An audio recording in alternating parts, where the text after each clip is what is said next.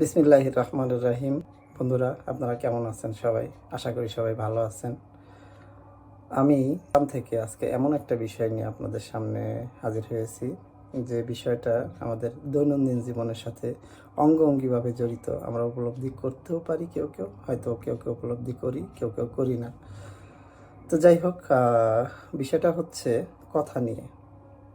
তো বিষয়টা একটু অন্যরকম হয়ে যাচ্ছে।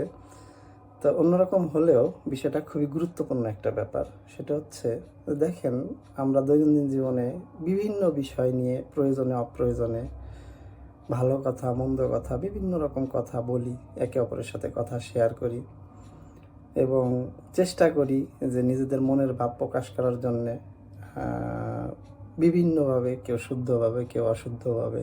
হয়তো আমার কথাও কতটুকু শুদ্ধ হচ্ছে তা আমি জানি না, কিন্তু একটা ব্যাপার সেটা হচ্ছে যে আল্লাহ পবিত্র কোরআনে সূরা হামিম সিজদার 33 নম্বর আয়াতে একটা কথা বলছেন। এত কথার মধ্যে থেকে আল্লাহ কথা নিয়ে একটা কথা বলছেন।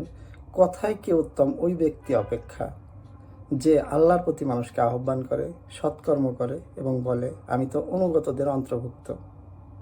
এই যে আয়াতটা সূরা হামিম সিজদার 33 নম্বর আয়াত, এখানে আল্লাহ কি বললেন? যে ওই ব্যক্তির কথা ব্যতীত কার কথা উত্তম? যে মানুষকে আল্লাহর দিকে আহ্বান করে। তার মানে আপনি সারাদিন যত কথাই বলেন না কেন, যেভাবেই কথা বলেন না কেন, সব থেকে উত্তম কথা হচ্ছে আল্লাহর দিকে মানুষকে আহ্বান করা।